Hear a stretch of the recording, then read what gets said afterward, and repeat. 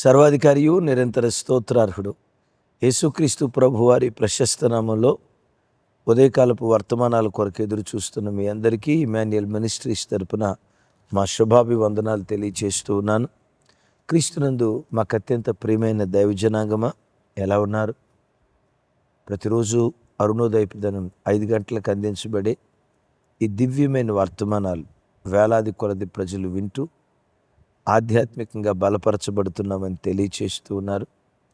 ఎంతోమంది బిడ్డలు ఒకప్పుడు మా గృహాల్లో కుటుంబ ప్రార్థన జరిగేది కాదయ్యా, మన వర్తమానాలు విన్న తర్వాత కుటుంబ ప్రార్థనలు ప్రారంభించాం అని కొందరు. ఒకప్పుడు కుటుంబ ప్రార్థన చేసుకునేవాళ్ళం, కానీ ఆగిపోయాయి. మన వాక్యం విన్న తర్వాత మరలా పడిపోయిన కుటుంబ ప్రార్థన బలిపీఠాలు తిరిగి కట్టుకుంటున్నాం అని ఎంతోమంది బిడ్డలు, మరి విశేషంగా ఉదయకాలం అరుణోదయ ప్రార్థన చేసే అలవాటు మాకు ఉండేది కాదు. కానీ దేవుని కృప, మన వర్తమానాలు విన్న తర్వాత ప్రతిరోజు అరుణోదయం లేచి ప్రార్థన చేసుకుంటున్నాం. ఎప్పుడైనా ఒకరోజు ఉదయం లేచి ప్రార్థన చేసుకోకపోతే ఆ దినమంతా ఏదో అపరాధం చేసిన వారిగా, తప్పు చేసిన వారిగా, ఉదయకాల ప్రార్థనకు మా హృదయం అలా ట్యూనింగ్ అయిపోయిందని అనేక మంది బిడ్డలు తెలియచేస్తూ వింటున్న వర్తమానం వేలాది కొలది ప్రజలకు షేర్ చేస్తున్నారు. అందుకై సమస్త ఘనతలు యేసయ్య కలుగునుగాక. ప్రత్యేకంగా రేపు బుధవారం కదా, మన మెదక్ చర్చిలో ప్రత్యేకమైన ప్రార్థన కూటం, పబ్లిక్ హాలిడే కదా. మీకు ఏమాత్రం అవకాశం ఉన్నా లైవ్ చూడండి. రాగలిగిన బిడ్డలు మెదక్ రావటానికి ప్రయత్నం చేయగలరని ప్రేమతో మీ అందరికీ మనవి చేస్తూ, ఈరోజు మంగళవారం కదా, ఉదయం 10 గంటల నుంచి 1 గంట వరకు సిస్టర్ జ్యోతి జెర్మియా యూట్యూబ్ ఛానల్ నుంచి లైవ్ అందించబడుతుంది. తప్పకుండా లైవ్ చూసి ఆశీర్వదించబడండి. మీలో అనేక మంది ఈ పరిచర్యను ప్రేమించి మీరు పంపిస్తున్న మీ హృదయపూర్వకమైన కానుకలను బట్టి మా చేతులు జోడించి నిండు మనసుతో మీ అందరికీ కృతజ్ఞతలు తెలియచేస్తూ ఉన్నాం. ఇదేను మరో ప్రత్యేకమైన వర్తమానం పరిశుద్ధాత్మ దేవుడు మీతో పంచుకోమని నా హృదయాన్ని పురికొల్పారు. ప్రస్తుతం మన భారతదేశం అంతా వినిపిస్తున్న ఓ దివ్యమైన పేరు. ఒకటి భారతదేశం, మన భారతదేశం మాత్రమే కాదు, ప్రపంచ దేశాలన్నిటిలో క్రికెట్ ప్రేమికుల నోట మారుమోగుతున్న ఒక అద్భుతమైన పేరు. ఎవరు చెప్పండి? ఎస్, స్క్రీన్ మీద కనపడుతూ ఉన్నారు కదా, సంజు శాంసన్. ఒక అద్భుతమైన ఆట క్వార్టర్ ఫైనల్లో ఆడి మన భారతదేశ కీర్తి మరోసారి రెపరెపలాడే ఆ దివ్యమైన పనిలో తాను ఒక పాలిభాగస్తుడు అవటం, సమస్త ఘనత దేవునికే కలుగునుగాక. ఈ మాటలు వింటున్న యవనతరమా, క్రైస్తవ కుటుంబాలరా, ఒకటి క్రైస్తవులే కాదు, అన్ని మతస్థులు తప్పకుండా ఈ వాక్యం వింటారు. దేవుడు మనకిచ్చిన ఈ దేశం, దేవుడు మనకిచ్చిన ఈ భారతదేశం ప్రపంచ దేశాల్లో అన్ని దేశాలకు మించి మన దేశం తలమానికగా ఉండాలి.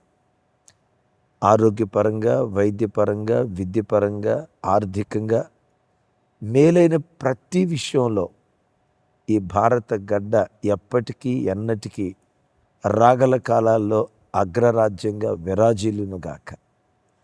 ఇలా విరాజిల్లే పరంపరలో అతడు మహమ్మదీయుడా, అతడు హైందవ సహోదరుడా, క్రైస్తవుడా అనే తారతమ్యం లేకుండా దేవుడు మనకిచ్చిన ఈ దేశం, ఈ దేశ కీర్తి ప్రతిష్టలు రెపరెపలాడునట్లుగా ప్రతి మతస్థుడు అనే కంటే కూడా ప్రతి భారతీయుడు తన వంతు పాత్ర పోషిస్తూ, మరి ముఖ్యంగా ప్రధాన భూమిక పోషించేవారిగా మనమందరం బ్రతకాలని, అన్ని కోణాల్లో మన దేశం శిఖరాల మీద ఉండాలని ప్రభు పేరిట కోరుకుంటూ, సంజు శాంసన్, అవును, గడిచిన 2 దినాల క్రితం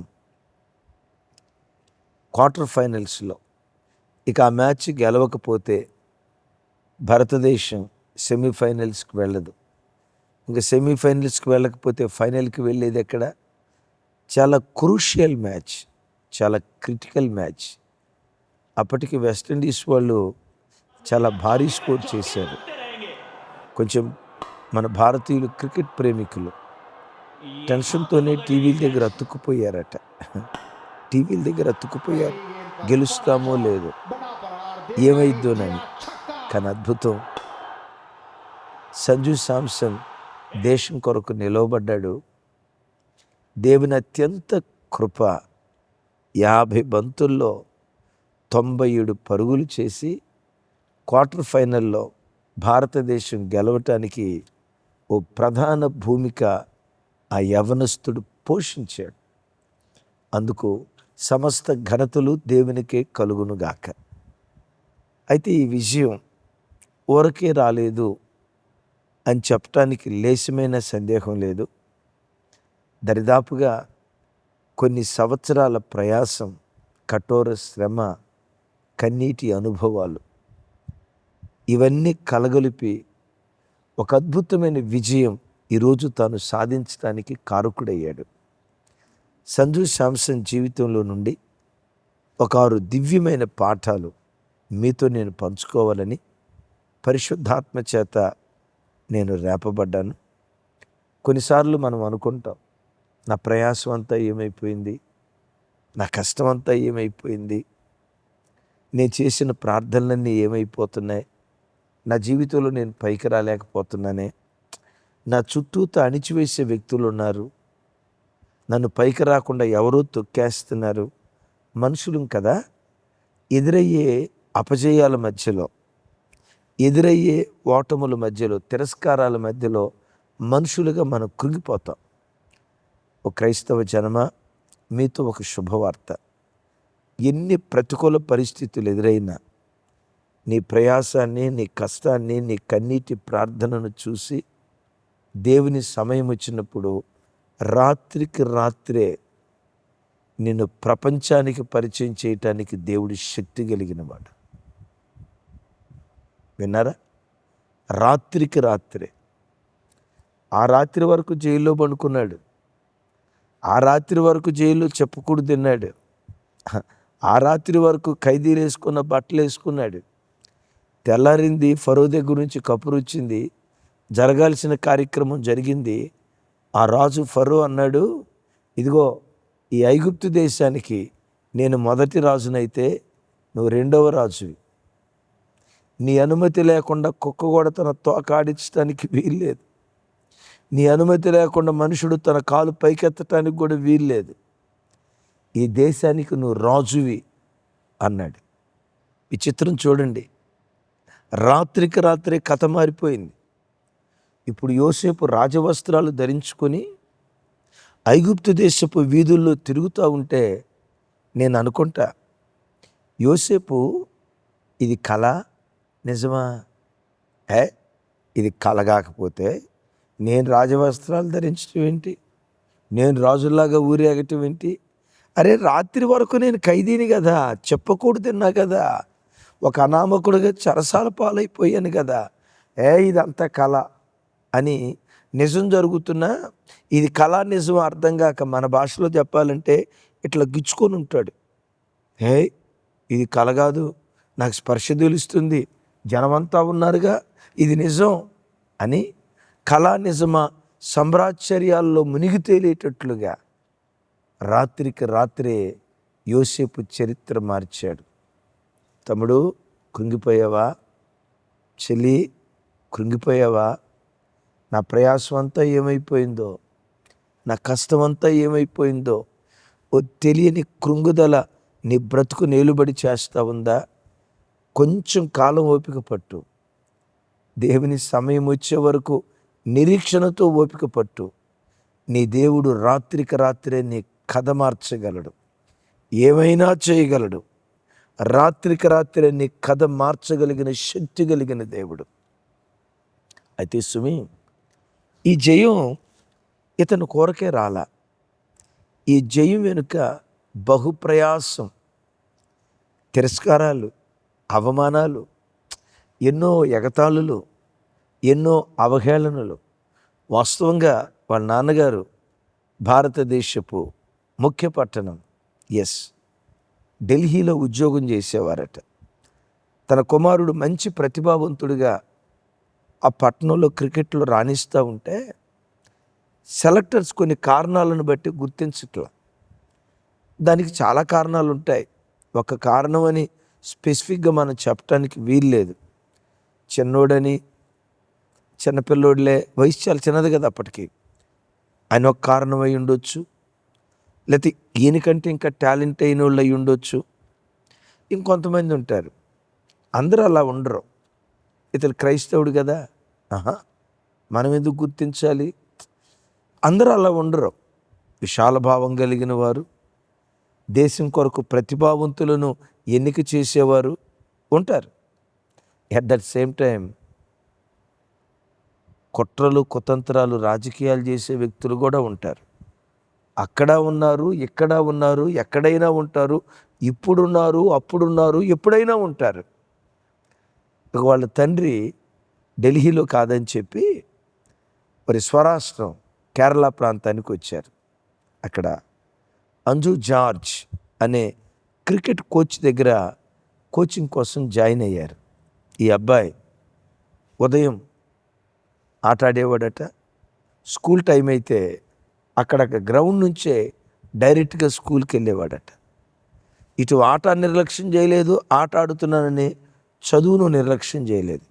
ఓ రోజు కేరళ రాష్ట్రంలో హోరున వర్షం కురుస్తూ ఉందట.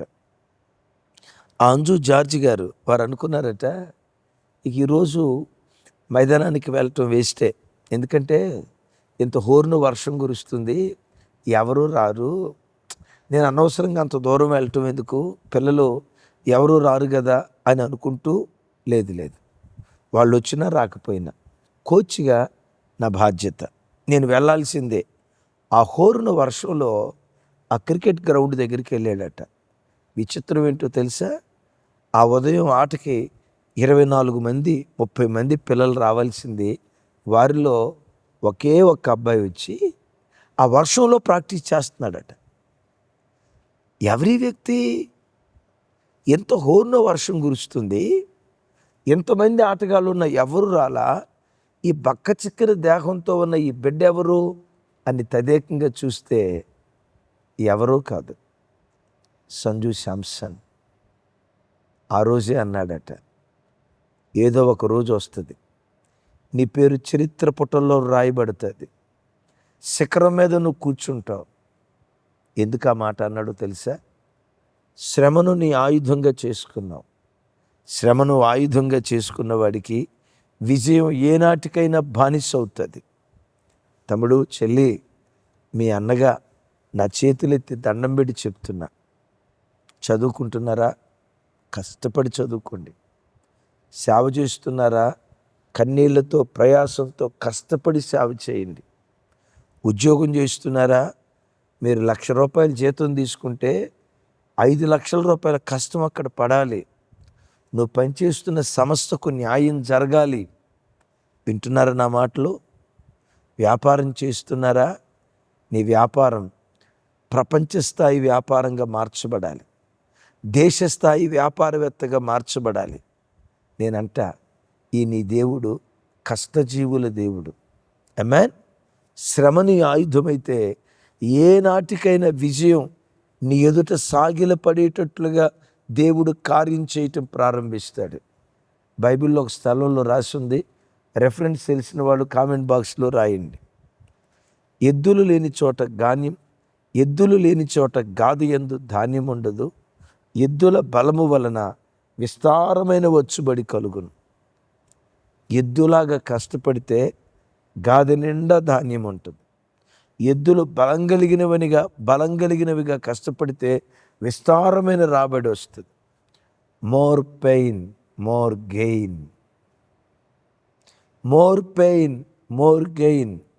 ఎంత నొప్పి అనుభవించడానికి సిద్ధపడతావో అంత గొప్ప కిరీటం నీ కొరకు కాచుకొని ఉంటుంది. యవన బిడ్డలారా, నేను పదే పదే చెప్తాను, మన క్రైస్తవ కుటుంబాల్లో నుంచి కలెక్టర్లు రావాలి, క్రైస్తవ కుటుంబాలలో నుండి ప్రపంచ స్థాయి వ్యాపారవేత్తలు రావాలి. క్రైస్తవ కుటుంబాలలో నుండి శిఖరాల మీద కూర్చున్న వ్యక్తులను దేవుడు లేవనెత్తాలి. పబ్లిక్ సర్వెంట్స్ రావాలి, గెస్టెడ్ ఆఫీసర్స్ రావాలి, ఐపీఎస్ ఆఫీసర్లు రావాలి. క్రైస్తవుడు అంటే లేబరోడు కాదు, శాసనాలు పుట్టించేవాడు, శాసనాలు తయారు చేసేవాడు, గజిటెడ్. కష్టపడండి. అయితే ఎంత కష్టపడినా ప్రతికూలతలు తప్పకుండా ఉంటాయి. సంజు శాంసన్ ఆ 97 పరుగులు చేసి తనని ఇంటర్వ్యూ చేసినప్పుడు, నా లైఫ్లో ఎన్నో అప్ అండ్ డౌన్స్, ఎన్నో అప్ అండ్ డౌన్స్, ఎన్నో అప్ అండ్ డౌన్స్, ఎన్నో అప్ అండ్ డౌన్స్. ఒకానొక సందర్భంలో అసలు నేను క్రికెట్ ఆట ఆడగలనా, విజేతగా నిలవబడగలనా, నా సామర్థ్యం మీద పూర్తిగా నేను నమ్మకం కోల్పోయా. కానీ ఆల్మైటీ గాడ్ మీద నేను నమ్మకం ఉంచి బరిలోకి దిగా. తమ్ముడు, చెల్లి, జీవితంలో ఎన్ని ఆటుపోట్లు ఎదురైనా జీవితంలో ఒక సత్యం నేర్చుకో. ఓటమి ఎదురైందని కృంగిపోకు, గెలిచానని పొంగిపోకు. ఓటమి ఎదురైందని కృంగిపోకు, గెలిచానని పొంగిపోకు. ఏ స్థితిలో ఉన్న నిండు కొండలాగా దేవుని సన్నిధిలో బ్రతకటం నేర్చుకో. నిన్ను ఎవరైనా ఉద్యోగ స్థలంలో తొక్కేవాళ్ళు ఉన్నారా? నువ్వు దేవుని నమ్ముకున్న బిడ్డవి, నువ్వు క్రైస్తవుడివి, ప్రజలు నిన్ను చిన్నచూపు చూస్తున్నారా? అందరూ చూడరు. మెచ్యూర్డ్ మన వాళ్ళు చాలామంది ఉన్నారు. టాలెంట్కి విలువ ఇస్తారు, కానీ ఇతడే మతం, ఇతడే కులం చూడరు. అలాంటి మెచ్యూర్డ్ పర్సన్స్ ఉన్నారు. అట్ ద సేమ్ టైం ఈ కుట్రలు కుతంత్రాలు చేసేవాళ్ళు తప్పకుండా నీ ఉద్యోగ స్థలంలో ఉంటారు. కానీ నీకు తెలుసా, నీ దేవుడు నీవెక్కడ అణచబడతావో, ఎక్కడ అణచబడతావో, ఎక్కడ తృణీకరించబడతావో, వీడు పైకి రాకూడదు, వీడు పైకి రాకూడదు, వీడు పైకి రాకూడదు అని ప్రజలు నిన్ను ఎక్కడ తొక్కుతారో అక్కడే తారాజోవలాగా దూసుకుంటూ వెళ్ళే కెరటంగా ఒకానొక రోజు దేవుడు నిన్ను నిలవబెడతాడు. క్రైస్తవుడు ఎట్టివాడు తెలుసా? బాణం లాంటివాడు. తమ్ముడు, చెల్లి, నువ్వు బాణం లాంటి దానివిరా. తమ్ముడు, నువ్వు బాణం లాంటివాడు రా. ఎందుకు బాణంతో పోల్చాను తెలుసా? బాణాన్ని సంధించేటప్పుడు వెనక్కలాగుతారు. కొంతమంది నిన్ను వెనక్కలాగుతారు. వీడు పైకి రాకూడదు, వీళ్ళ కుటుంబం పైకి రాకూడదు, వీళ్ళ పిల్లల పైకి రాకూడదు, వీళ్ళ సంఘం పైకి రాకూడదు, వీళ్ళ ఫ్యామిలీ పైకి రాకూడదు, వీళ్ళు ఆర్థికంగా పైకి రాకూడదు. మనం ఎన్ని కుట్రలన్నా చేసి వీళ్ళని అణచాలని నేను వెనక్కలాగే వ్యక్తులు ఉంటారు, వెనక్కలాగుతూ ఉంటారు. అద్భుతం తెలుసా? బాణాన్ని ఎంత వెనక్కలాగుతామో ఒక్కసారి వదిలిన తర్వాత అంత ముందుకు దూసుకొని వెళ్ళిపోతుంది. బాణాన్ని కొంచెమే వెనక్కలాగేమనుకోండి, కొంచెం దూరమే పోద్ది. ఇంకొంచెం వెనక్కలాగేమనుకోండి, ఇంకొంచెం ముందుకు వెళ్ళిపోద్ది. బాగా వెనక్కలాగితే బాగా ముందుకు వెళ్ళిపోద్ది. దానియేలును తొక్కేవాళ్ళు ఎంతమంది లేరు? బాణం వెనక్కలాగబడ్డట్లుగా దానియేలు లాగబడ్డాడు. ఎంత వెనక్కలాగబడ్డాడో అంత ముందుకు బాణంలాగా దూసుకొని వెళ్ళిపోయాడు. దానియేలు దేవుడే నీ దేవుడు. సంజు శాంసన్ దేవుడే నీ దేవుడు. భయపడుకో. నువ్వు దూసుకుంటూ వెళ్ళే దినాలు తప్పకుండా దేవుడిస్తాడు. నువ్వు స్ప్రింగ్ లాంటివాడివి, స్ప్రింగ్ లాంటివాడివి. స్ప్రింగ్కున్న గుణం ఏంటో తెలుసా? దాన్ని మనం తొక్కితే అణచబడిపోద్ది. ఒక్కసారి కాలట్లా జరిపామా, ఎంత అణచబడిందో, ఎంత అణచబడిందో రివ్వుమంటూ అంత పైకి లెగుస్తుంది. దాన్నే ఇంగ్లీష్లో ఏమంటారో తెలుసా? రివైవల్. తెలుగులో ఉజ్జీవం లేక స్ప్రింగింగ్. అణచబడిన చోటే ఉవ్వెత్తున లేచే దినాలు దేవుడు నీకు అనుగ్రహిస్తాడు. ఎవరో నిన్ను అణిచేస్తున్నారు అని అనుకోకు, ఎవరో నిన్ను తొక్కేస్తున్నారు అని అనుకోకు. ఎందుకో తెలుసా? నువ్వు రబ్బర్ బంతి లాంటివాడివి.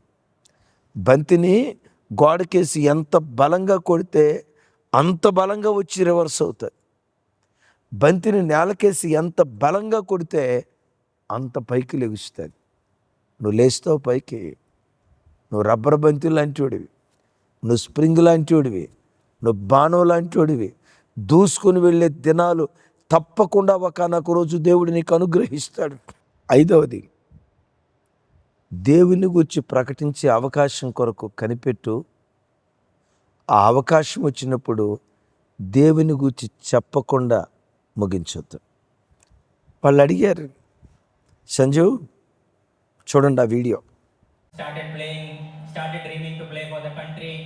I think this is the day I was waiting for, and very grateful, very thankful, and I've always had a very special journey with lots of ups and downs, but I've kept on doubting myself, kept on thinking, what if, can I make it, but I kept on believing, and thanks to the Lord Almighty for actually blessing me today. నువ్వు ఎలా గెలవగలిగావు చెప్తున్నాడు. ఎన్నో up and downs ఎదురయ్యాయండి. ఒకానొక దశలో నేను ఆడలేనేమో, నా సామర్థ్యం మీద నేను నమ్మకం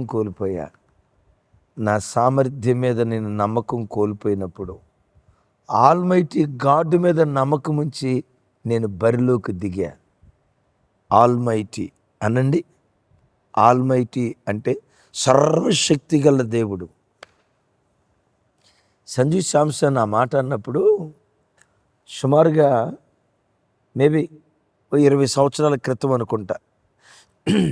ఒకసారి ఉమ్మడి ఆంధ్రప్రదేశ్ రాష్ట్రంలో కర్ణాటక ఆల్మెట్టి వారు ఆంధ్రప్రదేశ్ రాష్ట్రానికి నీళ్లు రాకుండా ఆల్మెట్టి డ్యామ్ బాగా ఎత్తు కట్టారు.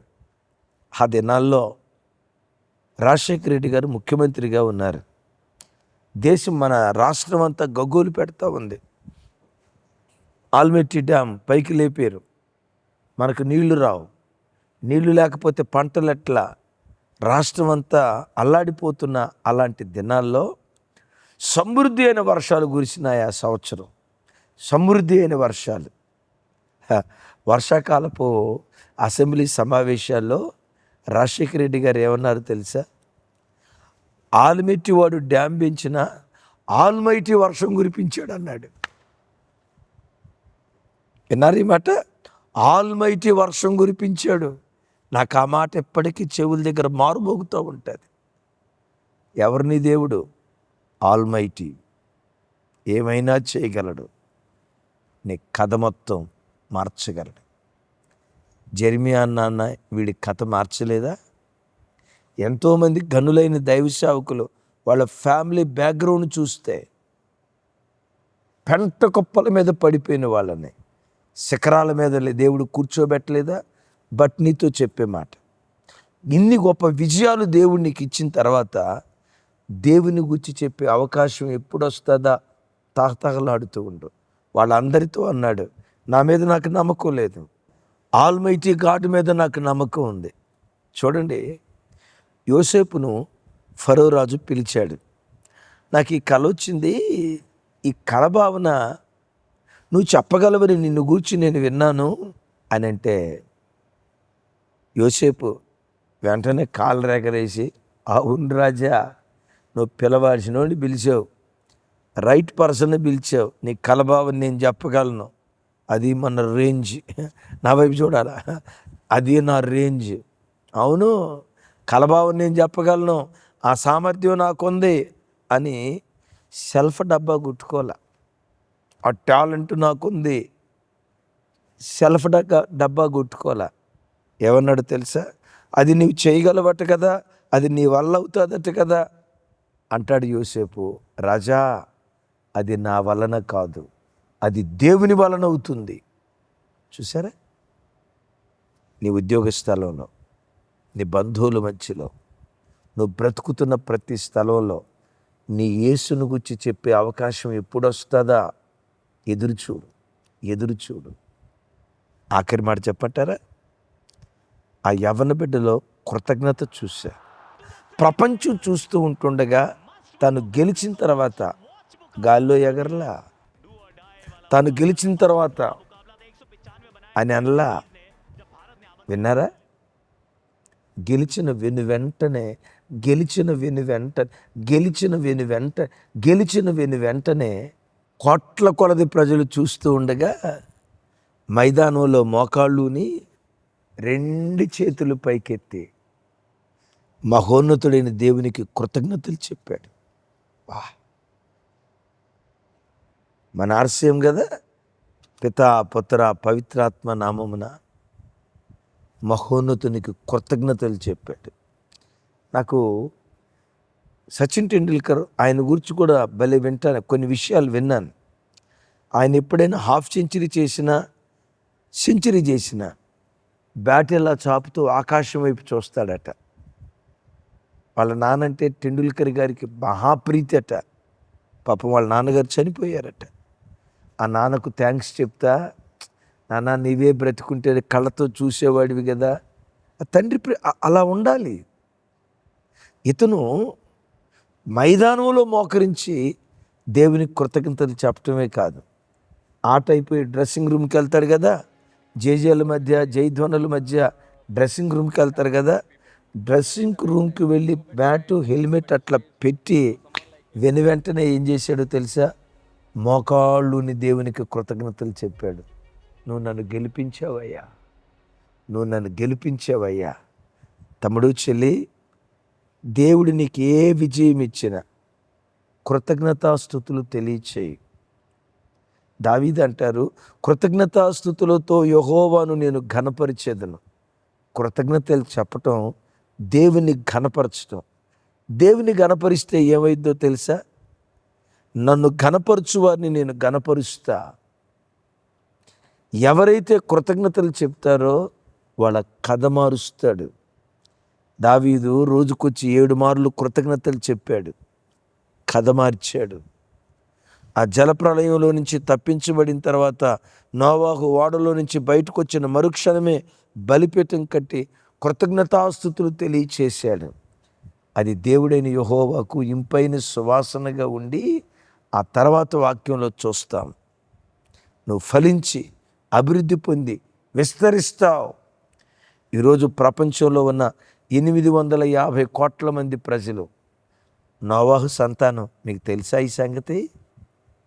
అతడు భారతీయుడా, అతడు అమెరికా వాడా, వాడు ఆస్ట్రేలియా వాడా, వాడు ఇంగ్లాండోడా, లేకపోతే శ్రీలంక వాడా, జపనీసా, ఏ జాతి వాడైనా భూమి మీద ఉన్న ప్రతి సంతానం ఆదాము మూలంగా వస్తే, ఆదాము తర్వాత జలప్రళయం నోవాహు కాలానికి వచ్చింది కదా, భూమి మీద బ్రతుకుతున్న ప్రతి మానవాళికి కారకుడు నోవాహ్.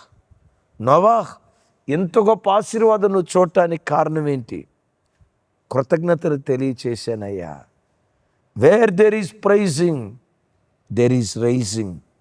ఒకవేళ నువ్వు అనుకుంటున్నావా, దేవుడు నాకేమి ఇచ్చాడండి, సంజు శాంసన్కి ఇచ్చినట్టుగా నాకేం జయమీ లేదే, అదే మన జమీమాకి ఇచ్చినట్లుగా నాకేం జయమీ లేదే, నేనే కలెక్టర్ని కాలేదే, డాక్టర్ని కాలేదే, నేను కృతజ్ఞతాస్తుతులు చెప్పడానికి ఏముంది? నేనంట వీటన్నిటికంటే విలువైంది ప్రాణంగా నేను సజీవంగా దేవుడు బ్రతికించాడే, నీ నాసిక రంధ్రాలలో ఊపిరించాడే. కృతజ్ఞత చెప్పడానికి ఇంతకు మించి ఏం కావాలి సార్? నిన్ను ప్రేమించి నీ కొరకు తన ప్రాణాన్ని ధారపోసి తన ప్రశస్త రక్తాన్ని చిందించి తన రక్తపు శక్తి ద్వారా నరకాగ్ని నుండి నిన్ను తప్పించి పరలోక రాజ్య వారసుడిగా చేశాడే. నేనంట వీళ్ళంతా ఓ కలెక్టర్గా కలెక్టర్ కుర్చీలో కూర్చుంటారేమో, డాక్టర్ గారు కుర్చీలో కూర్చుంటారేమో, సీఎంగా సీఎం చైర్ మీద కూర్చుంటారు, పిఎంగా ప్రధానమంత్రి పీట మీద కూర్చుంటారేమో, అధ్యక్షుడిగా అమెరికా అధ్యక్షుడిగా శ్వేత సౌధపు కుర్చీ మీద కూర్చుంటారేమో. యేసు రక్తంతో కడగబడిన వాడు పరలోకపు సింహాసనం మీద కూర్చుంటాడు. యేసుక్రీస్తు ప్రాణత్యాగం ద్వారా. ఇంతకు మించి ఏం కావాలి సార్ దేవుని స్తుతించడానికి? స్తుతించు, స్తుతించు, స్తుతించు. దేవుని సమయం వచ్చినప్పుడు రాత్రికి రాత్రిని కథ మార్చునుగాక. చిన్న ప్రార్థన చేస్తాను. ఈ దేశానికి నువ్వు అలా ఉన్నట్లుగా, నీ పిల్లలు అలా ఉన్నట్లుగా, దేశానికే కిరీటంగా తలమానికగా మన కుటుంబాలను దేవుడు మార్చున్నట్లుగా ఓ చిన్న ప్రార్థన చేస్తాను, ఏకీభవిస్తారా? తండ్రి మీకు స్తోత్రాలు. సంజు శాంసన్ జీవితంలో నుంచి 6 దివ్యమైన పాఠాలు మీరు మాకు నేర్పారు. రాత్రికి రాత్రే మా కథ మొత్తం మార్చగలరయ్యా. శ్రమ మా ఆయుధమైతే ఎప్పటికైనా విజయం మాకు బానిసవుతుందని ఓ దివ్యమైన సందేశం మీరు మాకు అందించినందుకు స్తోత్రాలు. అవునయ్యా, అణచబడిన చోటే ఓ శక్తిగా మమ్మను లేవనెత్తే దేవుడవు స్వామి. ఎక్కడ అణచబడతామో, ఎక్కడ ప్రతికూల పరిస్థితులు వస్తాయో అక్కడే అవును నాయన, మాతో మీరు మాట్లాడేవు స్వామి. నిన్ను మహింపరిచే అవకాశం మాకు వచ్చినప్పుడు దేవా ఆ అవకాశం కొరకు ఎదురు చూసే కృప దయచేయి. మమ్మల్ని మీరు ఎంత హెచ్చించిన మీ పట్ల కృతజ్ఞతగా బ్రతికే భాగ్యం దయచేయి. ప్రతి క్రైస్తవ కుటుంబంలో నుండి ఓ జమీమా లాంటి వారిని లేవనెత్తు. ప్రతి క్రైస్తవ కుటుంబాల్లో నుండి సంజు శాంసన్ వంటి వారిని లేవనెత్తు. ఆటల్లో కాదయ్యా, ఆత్మీయతలో లేవనెత్తు. ఆటల్లోనే కాదయ్యా, ఉద్యోగ వ్యాపారాల్లో లేవనెత్తు. ఆటల్లోనే కాదయ్యా, మేలైన ప్రతి రంగంలో నీ పేరు పెట్టబడిన పిల్లలు శిఖరాల మీద కూర్చొందురుగాక. ఎగ్జామ్స్ రాస్తున్న పిల్లలను గూర్చి రాగల కాలంలో ఆ వార్తలు మేము వినాలి. అలా మీరు చేస్తున్నందుకు స్తోత్రం. శుభవార్త మాకు వినిపిస్తున్నందుకు స్తోత్రం. యేసు నామం పేరిట ప్రార్థించి పొంది ఉన్నాం తండ్రి. తండ్రి అయిన దేవుని ప్రేమ, కుమారుడైన యేసుక్రీస్తు వారి దివ్యకృప, పరిశుద్ధాత్మ దేవుని సహవాసం మనకు సకల పరిశుద్ధులకు సదా తోడయుండి నడిపించునుగాక. ఆమేన్, ఆమేన్. Thank you. కృపా సమాధానాలు మన అందరికీ తోడయుండునుగాక.